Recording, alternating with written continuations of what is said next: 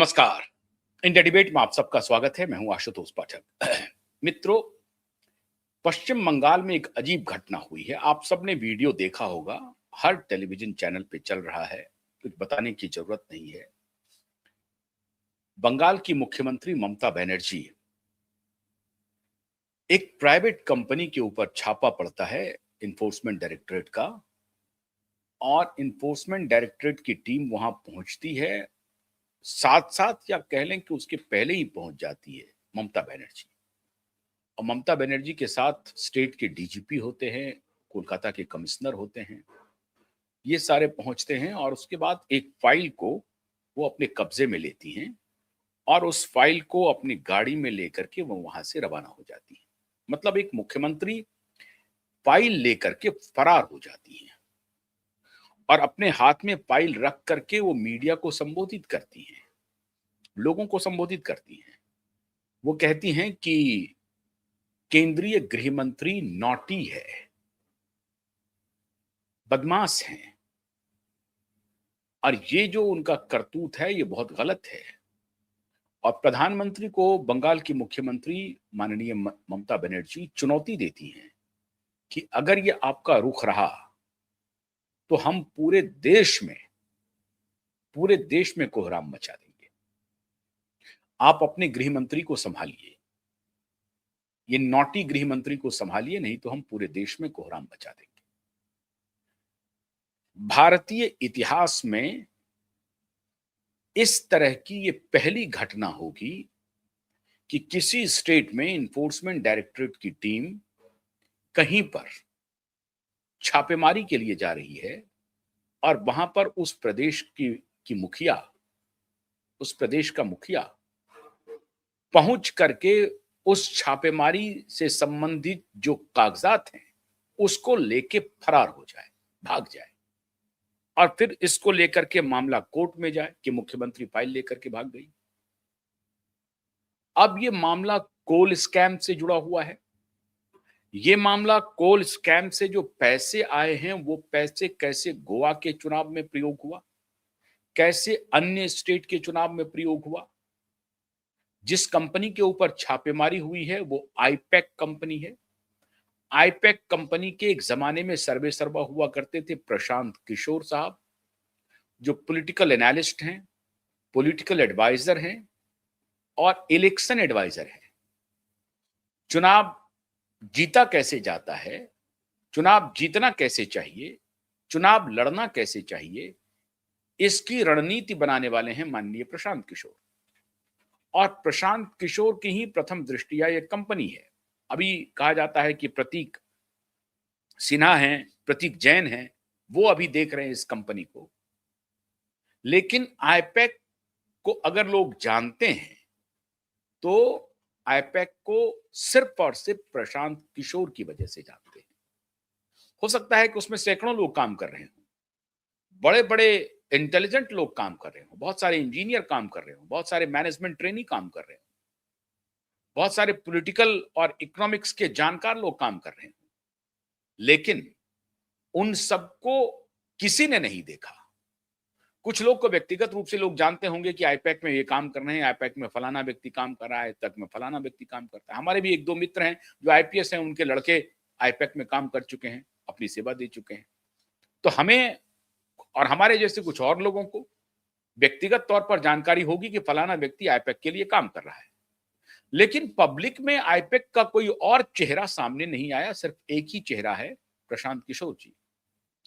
लेकिन प्रशांत किशोर जी ने कहा है कि अब हमारा कोई लेना देना नहीं है, हमने आईपैक को छोड़ दिया है, हम अपनी राह अलग बना चुके हैं। आईपैक कंपनी अपनी चल रही है और आईपैक के जो सर्वे सर्वा है वो प्रतीक जैन साहब हैं, वो देख रहे हैं। अब उसका एक दफ्तर मान लीजिए कोलकाता में है, कोलकाता में आईपैक के दफ्तर में छापेमारी होती है और छापेमारी हो रही है और बंगाल के मुख्यमंत्री ममता बनर्जी वहां पहुंच जाती है, फाइल लेकर के भाग जाती है। भागने के बाद कहती है कि गृह मंत्री नॉटी हैं, प्रधानमंत्री को धमकी देती हैं। सवाल यह है महत्वपूर्ण मित्रों, बहुत पहले से ये फिजाओं में सवाल गूंज रहा था। बिहार का जब चुनाव हुआ था तब भी लोग प्रशांत किशोर जी से सवाल पूछते थे कि आपको इतने पैसे कहां से आ रहे हैं, तो वो ये कहते थे कि हम जो सलाह देते हैं लोगों को, उस सलाह के बदले में हम मोटी फीस लेते हैं और चुनाव लड़ाने के लिए जो सलाह देते हैं, उसके लिए लोग हमें फीस देते हैं। उससे हमने अपनी कंपनी खड़ी की है और उससे जो हमने कमाई की है और अब जो लोग हमें दे रहे हैं, हमने जो हमारी जो कमाई है, वो कंसल्टेंसी की कमाई है। अब सवाल यह है कि जिस कंसल्टेंसी के सहारे प्रशांत किशोर बिहार चुनाव में ये कह रहे थे कि हमको जो कुछ भी हमारे पास 200 करोड़, 300 करोड़ या 250 करोड़ या 100 करोड़ जो भी हमने कमाया है, वो कंसल्टेंसी के माध्यम से कमाया है, व्हाइट में है, उसका हमने टैक्स दिया है। बिल्कुल सही कह रहे हैं वो, कोई गलत नहीं कह रहे हैं। लेकिन 1 घंटे की कंसल्टेंसी और 2 घंटे की कंसल्टेंसी का फीस 11-11 करोड़ रुपए हो। आज तक भारत तो छोड़ दीजिए, दुनिया के इतिहास में ऐसा कोई कंसल्टेंसी का फीस नहीं है। दुनिया के इतिहास में बड़े-बड़े जो लॉयर्स हैं, सबसे महंगे लॉयर्स, भारत छोड़ दीजिए, दुनिया के सबसे बड़े लॉयर्स अगर होंगे, तो वो भी 1 घंटे की कंसल्टेंसी फी या 1 घंटे के अपीयरेंस के लिए सुप्रीम कोर्ट जैसे अदालत में, सबसे सुप्रीम कोर्ट में भी, सबसे सुप्रीम अदालत में भी अपीयरेंस का 11 करोड़ फीस नहीं होगा। हमने तो नहीं सुना है, हो सकता है 1 करोड़, 2 करोड़ तक लोग कहते हैं कि एक अपीयरेंस का वो 1 करोड़ लेते हैं। आधे घंटे की सलाह का वो 50 लाख लेते हैं, 1 करोड़ रुपए लेते हैं, ये 2 करोड़ रुपए लेते हैं। लेकिन 11 करोड़ रुपए कुछ घंटों की सलाह के लिए मिलता हो, ये बात लोगों को उस वक्त भी नहीं पची थी। लेकिन खैर, प्रशांत किशोर कह रहे हैं कि नहीं, प्रशांत जी के पास कुछ अलहदा ज्ञान है और उसकी वो सलाह दे रहे हैं, तो कोई बुराई भी नहीं है। वो दे रहे हैं तो उनको मिल भी रहा है। अब इसको आप मेजर नहीं कर सकते हैं कि प्रशांत किशोर जी के इस एडवाइस की कीमत इतनी होनी चाहिए। देने वाला अगर कह रहा है कि नहीं नहीं, मैं 11 करोड़ देने के लिए तैयार हूं, तो वो आपके लिए हो सकता है जीरो वैल्यू हो, लेकिन देने वाले के लिए लग रहा है कि नहीं, उस 11 करोड़ की वजह से मुझे हो सकता है 1100 करोड़ का लाभ हो रहा हो, 11,000 करोड़ का लाभ हो रहा हो। तो अगर उनके उस सलाह से लाभ का जो वॉल्यूम है, वो अगर मल्टी टाइम्स है और इसे लाभार्थी जो है वो जस्टिफाई करते हो कि नहीं नहीं बिल्कुल ठीक है, 11 करोड़ हम दे सकते हैं इनको, क्योंकि हमको 111 करोड़ का लाभ हो रहा है या 1100 करोड़ का लाभ हो रहा है या 11,000 करोड़ का लाभ हो रहा है या 11 लाख करोड़ का लाभ हो रहा है। अब सैकड़ों करोड़ से लेकर के 10 करोड़ से लेकर के लाख करोड़ तक आप पहुंच जाइए। अगर किसी कंपनी को वो सलाह दे रहे हैं और कंपनी का चेयरमैन या कंपनी का सीईओ या कंपनी का मैनेजिंग डायरेक्टर या कंपनी का कोई अन्य व्यक्ति ये स्वीकार करता हो कि प्रशांत जी जो हमें सलाह दे रहे हैं, उसकी वजह से हमें 11,000 करोड़ का लाभ होने वाला है, तो 11 करोड़ रुपया इनका जो डिमांड है वो अनर्गल नहीं है। ये अगर 22 करोड़ भी मांगते तो मैं इन्हें दे देता। इसे आप पुष्ट नहीं कर सकते। हाँ, ये हो सकता है कि साहब आपने इनको क्या सलाह दिया था, वो सलाह विशेष क्या थी, जिस सलाह विशेष से इनको कितना लाभ हुआ, या इस सलाह विशेष से इतना लाभ हो सकता था। प्रोबेबिलिटी थ्योरी के आधार पर आप चलेंगे। ये आपने सलाह दी, इस सलाह से 11 करोड़ के सलाह से इनको 22 करोड़ का लाभ हो रहा था या 1100 करोड़ का लाभ हो रहा था या 11,000 करोड़ का लाभ हो रहा था या 11 लाख करोड़ का हो रहा था। अब इस प्रोबेबिलिटी में अगर वो 11 करोड़ से मान लीजिए कि उसको 22 करोड़ भी लाभ हुआ, तब भी आप कह सकते हैं कि हम 50-50% शेयर कर लिया।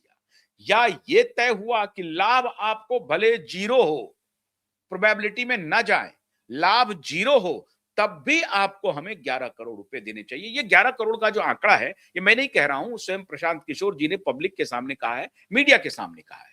देखिए, वो कंसल्टेंसी करते हैं, उसके बदले में वो पैसा कमाते हैं, उसका वो टैक्स देते हैं। ये वहां पर बिल्कुल सही है। मैं ये नहीं कह रहा हूं कि वो कोई गलत काम कर रहे हैं।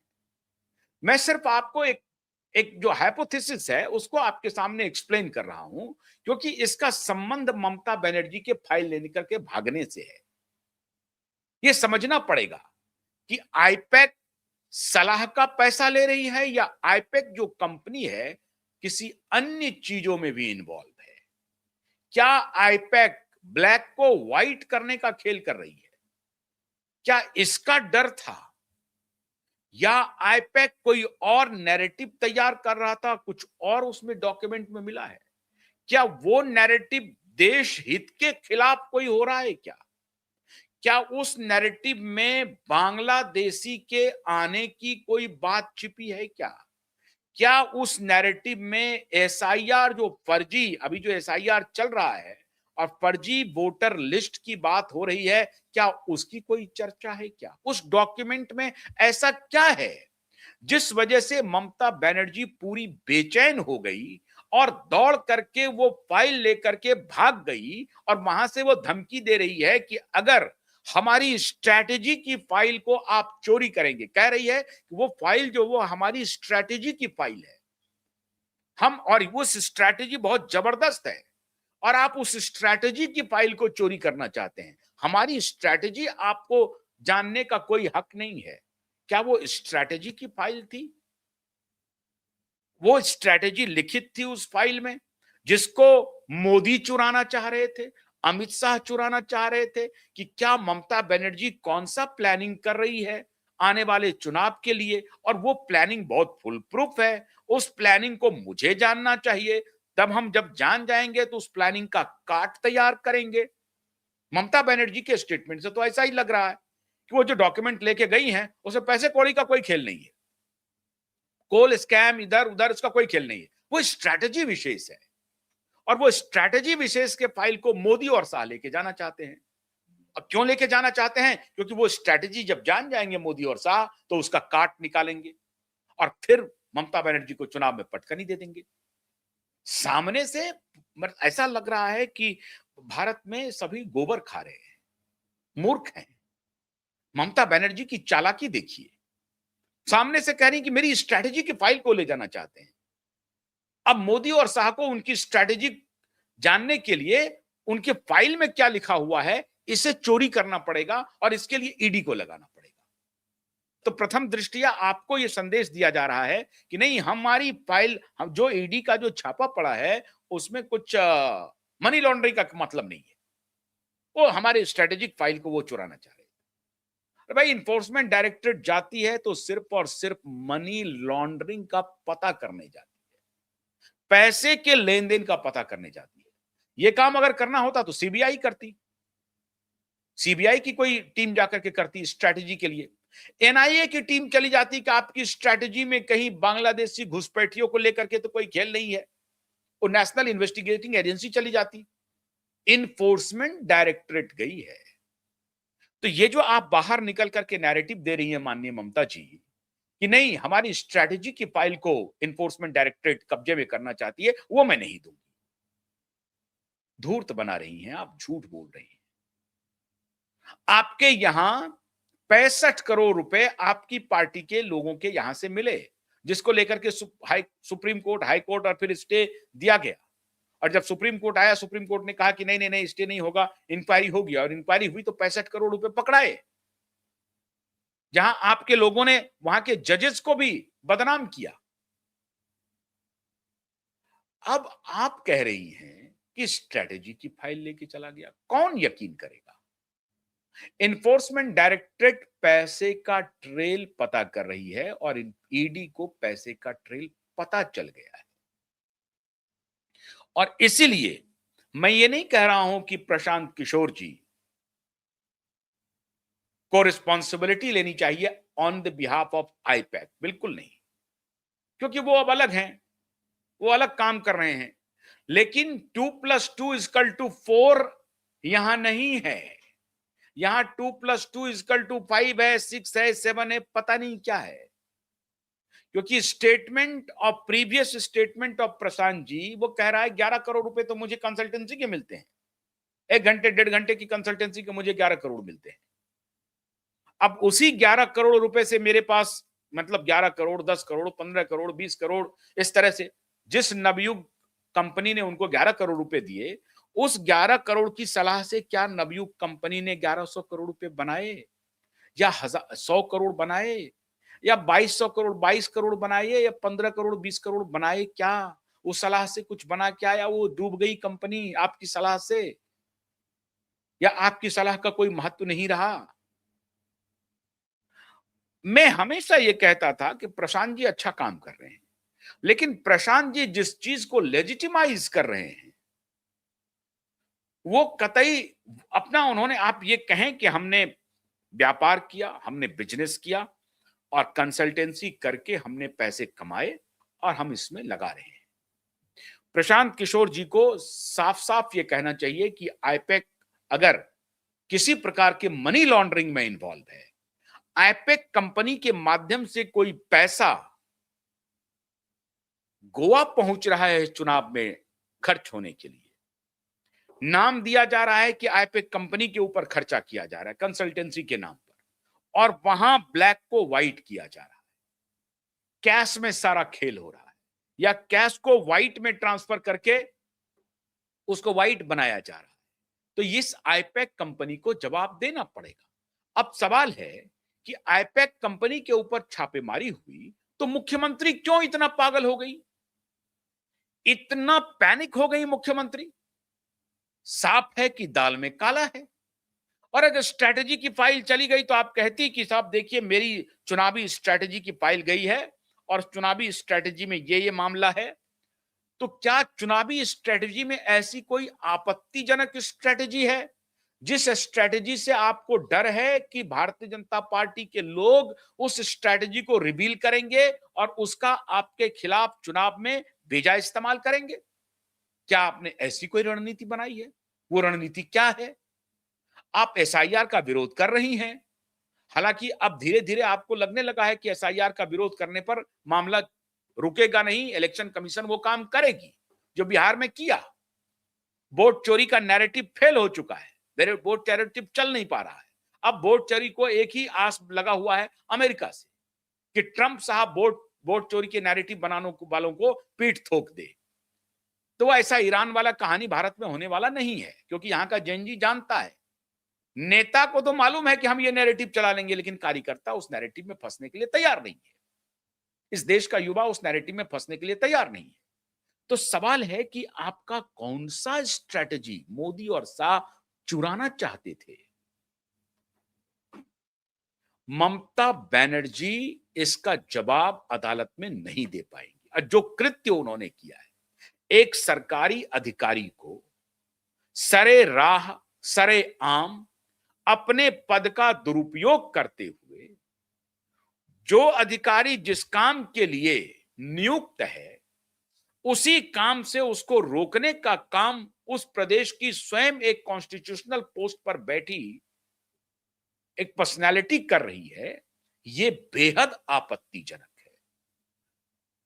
आपके डॉक्यूमेंट में कुछ हो नहीं हो ये तो बात की बात है, आपका जो कृत्य है ये अनकॉन्स्टिट्यूशनल है। अब इस अनकॉन्स्टिट्यूशनल पे कृत्य पे बड़ा दिलचस्प डेवलपमेंट हो गया है। अधीर रंजन चौधरी, मैं तो उन्हें चौधरी कहूंगा, माननीय चौधरी अधीर रंजन जी ने मोर्चा खोल दिया है। इन्होंने कहा कि ये आईपैक वाले और इन सब से मिलकर के हमारे कॉन्स्टिट्यूंसी में इन्होंने करोड़ों रुपए पानी के बहाए हैं, और कुछ दिन पहले ही माननीय अधीर रंजन चौधरी की मुलाकात प्रधानमंत्री मोदी से हुई है। अभी तक उन्होंने कांग्रेस छोड़ा नहीं है, लेकिन खबर आ रही है कि अधीर रंजन चौधरी कांग्रेस छोड़ सकते हैं। और चूंकि अधीर रंजन चौधरी ने ममता बनर्जी पर 360 अटैक शुरू कर दिया है, अब ये कांग्रेस के आला नेता जो अभी पता नहीं किस नशे में हैं, उनकी नींद टूटेगी कब? बंगाल भी वो मान के चल रहे हैं वो वॉकओवर है, हम उसमें कुछ नहीं कर पाएंगे, क्योंकि भारतीय जनता पार्टी अपनी पैठ वहां पर बना ली है। और अभी जो कॉन्टेस्ट होगा वो बीजेपी बनाम टीएमसी होगा, ना तो सीपीआई-एम है वहां पर, ना ही कांग्रेस पार्टी है वहां पे। और एआईएमआईएम जाएगी, और वो जो एक मौलाना है जो अभी मस्जिद बना रहा है वो अपनी पार्टी बनाएगा, उसको ताल ठोका जा रहा है, वो भी आकर के दमखम अपनाएगा। तो वहां मल्टी कॉर्नर चुनाव तो होगा, multi corner Bharatiya Janata party कराना चाहती है, लेकिन कांग्रेस के कान पे कोई जू नहीं रेंग रहा है। कांग्रेस का स्थानीय लीडरशिप ममता बनर्जी के खिलाफ मोर्चा खोल दिया है अधीर रंजन चौधरी ने। और अधीर रंजन चौधरी ने कहा कि ममता बनर्जी की सरकार आतंक भ्रष्टाचार में लिप्त है, इस सरकार को अविलंब जाना चाहिए। तो क्या अधीर रंजन चौधरी को कांग्रेस का समर्थन मिलेगा? कांग्रेस के आला नेताओं का, मेरे कहने का तात्पर्य यह है। क्या आला कमान कांग्रेस के साथ, स्थानीय यूनिट के साथ खड़ी होगी? क्या आला कमान ये कहेगा कि हाँ भाई अधीर जी, आप जो कह रहे हैं बिल्कुल सही कह रहे हैं, हम आपके साथ खड़े हैं? और ये जो अनकॉन्स्टिट्यूशनल कृत्य एक मुख्यमंत्री ने किया है, क्या राहुल गांधी, प्रियंका गांधी, खड़गे साहब इस पर कोई बयान जारी करेंगे कि ममता बनर्जी का यह कृत्य पूरी तरह से संविधान विरोधी है और संविधान की ममता बनर्जी ने हत्या की है पश्चिम बंगाल में? ऐसा कहेंगे? नहीं कहेंगे। ये एनार्की है, इसी को एनार्की कहते हैं, अराजकता कहते हैं। अरे कुछ भी है, अगर मान लीजिए आपको फंसाने का अगर काम करेंगे तो in the court of law है। कोई भी चीज आप कहीं कहीं अगर कोई फैक्ट करेगा, आपको फंसाने का काम करेगा, आप लड़िए चुनाव में। कैसे कोई झूठ पर आपको फंसा देगा? और अगर फंसाएगा, थोड़ी ये होगा तो सत्य कभी हार नहीं सकता है। अगर आप सच पर खड़े हैं तो आपको डरने की जरूरत नहीं है। इसका मतलब है कि दाल में काला है। और फिर देखते हैं कि समाजवादी पार्टी और अन्य पार्टी के लोग कह रहे हैं भारतीय जनता पार्टी के नेता के खिलाफ यह है, भारतीय जनता पार्टी। अरे भारतीय जनता पार्टी के नेता के खिलाफ है तो आप लड़िए, उनके खिलाफ मोर्चा निकालिए। आप कहिए ईडी को ये करने के लिए। क्यों चुप हो जाते हैं आप चुप क्यों होते हैं? आपको तो ये मौके हैं, आप क्यों नहीं करते हैं? आपको एसआईआर पर बोलना पड़ रहा है। आप कहिए ना कि भारतीय जनता पार्टी के फलाने नेता फलाने अनियमितता में शामिल है, इतना करोड़ रुपए का गबन का आरोप है, इतना उन्होंने घोटाला किया है, उसके खिलाफ एफआईआर दर्ज करवाने की कोशिश कीजिए, अदालत जाइए, अदालत से नोटिस निकलवाइए, लड़िए, सड़क पर निकलिए। यही तो अपोजिशन का काम है। तो अपोजिशन वो काम नहीं कर रही है। अपोजिशन एक अनर्गल नैरेटिव चला रही है, एसआईआर वाला, जो कि कॉन्स्टिट्यूशनल प्रावधान है।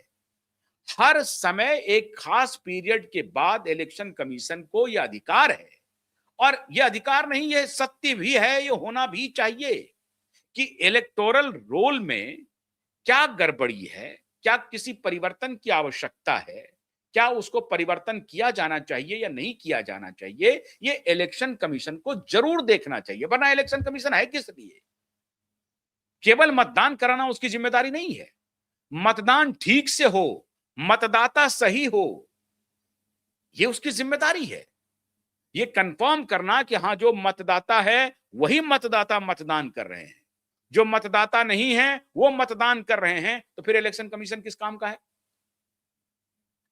बिहार में आपने इतना बवाल खड़ा किया, एक केस नहीं ला पाए जो लोग ये कहे कि मेरा नाम कट गया है।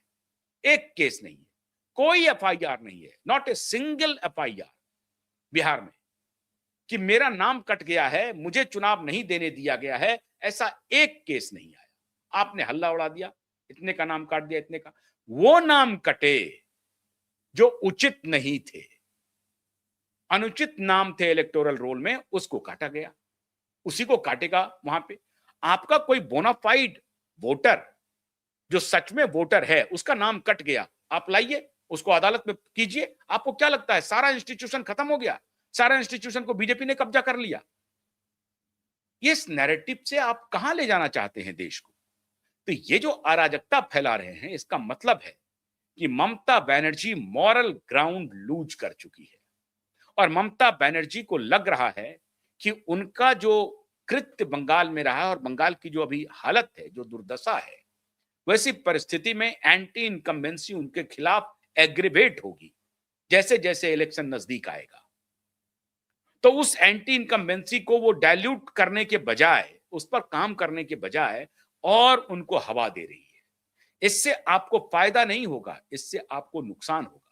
फायदा किनको होगा? जो भ्रष्टाचारी हैं, जिनको आप फाइल से बचाने की कोशिश करेंगे, वो भले ही आपके साथ खड़े होंगे, लेकिन क्या वोटर इसको पचा पाएगा? नहीं पचा पाएगा। हाँ, एक कम्युनिटी विशेष के वोटर को आप ये देंगे कि देखो मोदी साहब से हम लड़ रहे हैं, तो उनके पास एक संदेश दे जा सकता है कि लड़ाका है। लेकिन इस लड़ाई में आपने मॉरल ग्राउंड लूज कर दिया है। स्पष्ट है कि ममता बनर्जी या उनकी सरकार या उनकी पार्टी के लोगों की भ्रष्टाचार में संलिप्तता है। इस वजह से ममता बनर्जी फाइल लेकर के फरार हो रही है। और इससे आपने बीजेपी को बैठे बिठाए हथियार दे दिया, बैठे बिठाए हथियार दे दिया। अब ये चर्चा का विषय बन गया पूरे देश में कि ममता बनर्जी ने ऐसा कृत्य किया, फाइल लेके भाग गई, फाइल लेके भाग गई। तो ये कोई भी व्यक्ति जो आपके हितैषी भी होंगे वो भी इसका विरोध करेंगे, क्योंकि ये अनकॉन्स्टिट्यूशनल कृत्य को एक जिम्मेदार पद पर बैठा हुआ व्यक्ति करे, यह अति आलोचना के पात्र है। इसकी जितनी आलोचना की जाए कम है, और वो आपने कर दिया है। तो ये राज तो अब लोगों को पता चल गया कि भ्रष्टाचार में लिप्त हैं। बहाना बनाइए कि स्ट्रैटेजी वाला फाइल लेके जा रहे थे, नहीं स्वीकार करेगा। जरूर कोई ना कोई आईपैक के माध्यम से कोई मनी लॉन्ड्रिंग का कोई खेल है, जिसका ट्रेल पता चला है इन्फोर्समेंट डायरेक्टरेट को, और इन्फोर्समेंट डायरेक्टरेट उस ट्रेल तक पहुंचना चाह रही है। अब देखिए आने वाले दिनों में क्या होता है। लेकिन आप अनर्गल होम मिनिस्टर नॉटी है, प्रधानमंत्री के खिलाफ ये कर देंगे, ये चलेगा नहीं। बहुत बहुत शुक्रिया। नमस्कार।